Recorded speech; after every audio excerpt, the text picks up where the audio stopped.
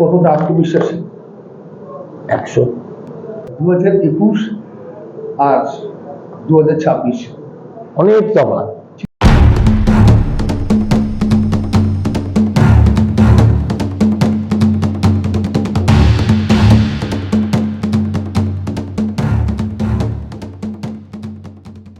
Information provided by the speaker, presenter on the IDSC platform is for general information purposes only.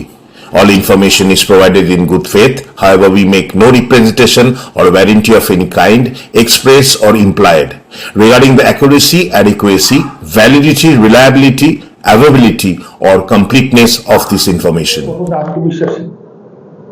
100। তুমি বললে একটু বাড়িয়ে দেবো। 2021 আর 2026 অনেক তফাৎ, চিত্রটা অনেক তফাৎ। সেক্ষেত্রে 21-এ দেখুন, 21-এ উদ্দীপনা ছিল, 21-এ ভোটের দোসরামের পরে চরম হতাশা ছিল, কর্মীরা নতুন ছিল, আজকে কর্মীরা সেজেন। আমরা কিন্তু আজকে একটু একটা বড় ঘটনা ঘটেছে এখানে। আমরা কিন্তু কেউ মাথায় ব্যান্ডেজ বেঁধে হসপিটালে শুয়ে ফেসবুকে ছবি করতে যাইনি, ওরা গেছে। অনেক তফাৎ। আমি বলছি 2021-এ বিধানসভা নির্বাচন, তারপরে 2024-এ লোকসভা। সেই লোকসভা নিরিখে বিধানসভাগুলো তেমন আশীর্বাদ ফল তো হয়নি। সেক্ষেত্রে 2 বছরের মধ্যে কি মনে হয় যে কতটা পাল্টে গেল? যে আপনি 100% বলছেন, কোথায় আশানুরূপ ফল হয়নি? বরানগরে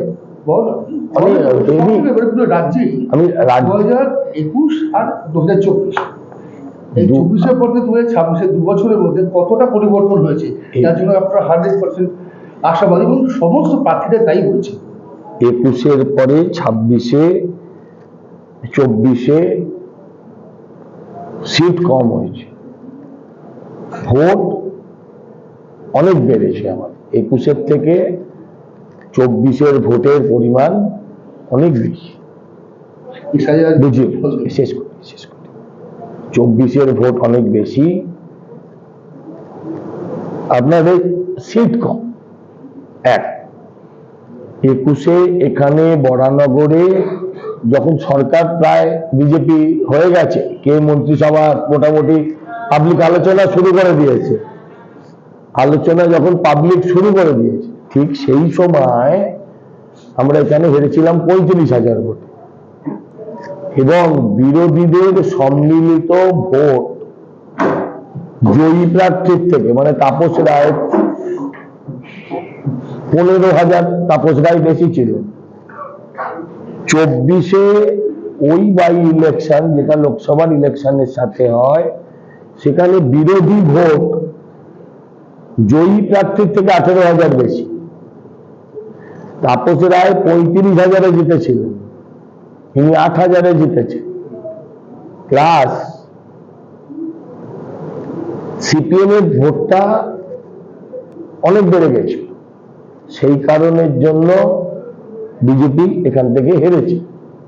এটা আমার কথা নয়, সিপিএম প্রার্থী তন্ময় ভট্টাচার্য দিন 10 আগে এই কথা নিজে স্বীকার করেছে যে আমি ভোট কেটে, ভোট কাটুয়া হয়ে আমি তৃণমূলকে জিতিয়ে দিয়েছি।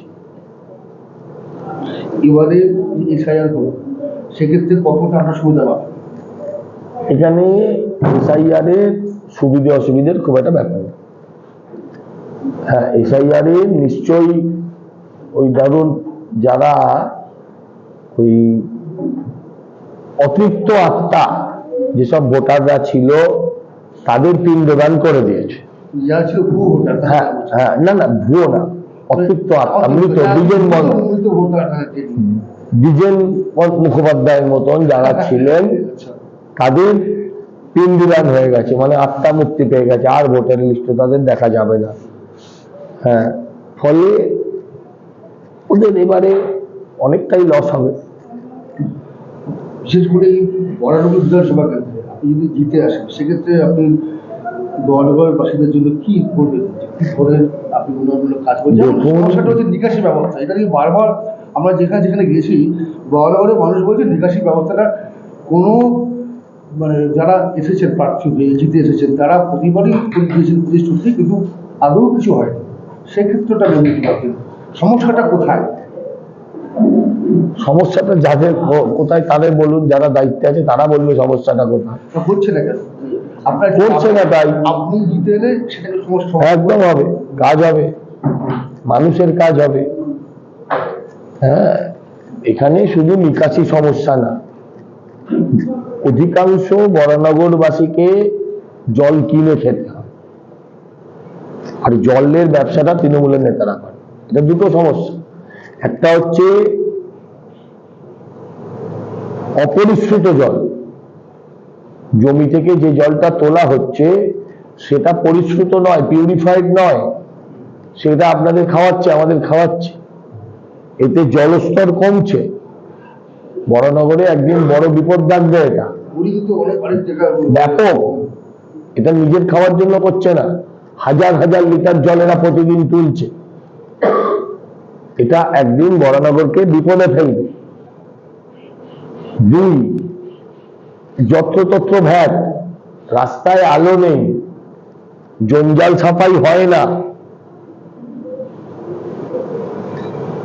ওপেন ভ্যাট, যে যা পাচ্ছে ঢেলে দিয়ে চলে যাচ্ছে, তার পরিষ্কার হয় না, খোলা নর্দমা, কিছুই হয় না।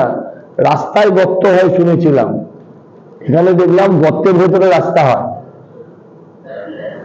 এটা দুটো পার্টে ভাগ করতে হবে, এক হচ্ছে নাগরিক জীবনের সমস্যা, আর একটা হচ্ছে পশ্চিমবঙ্গে বেঁচে থাকার সমস্যা। এই দুই যৌথ সমস্যা নিয়ে বরানগরবাসী বসবাস করে।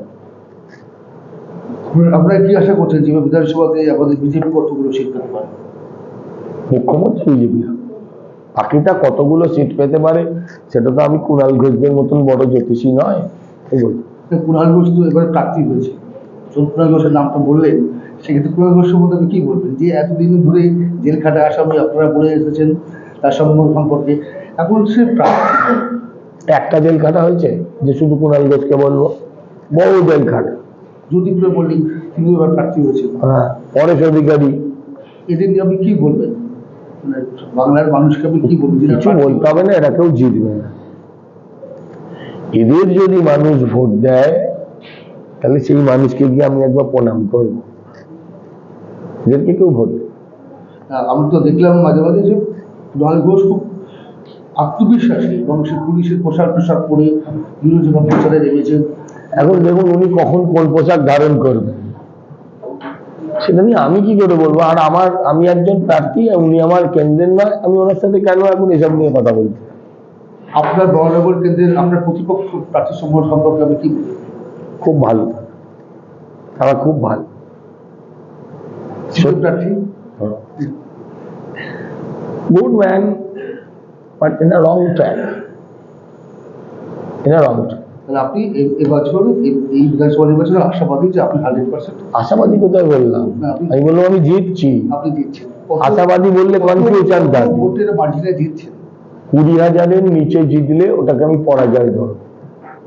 আগের বারে 27,000 মার্জিন ওদের ডাউন করেছি, এবারেও যদি 27,000 ডাউন মানে ওদের থেকে কাড়ি, তাহলে আমার অন্তত 20,000 হয়, 20,000 ভোটে জিতবো।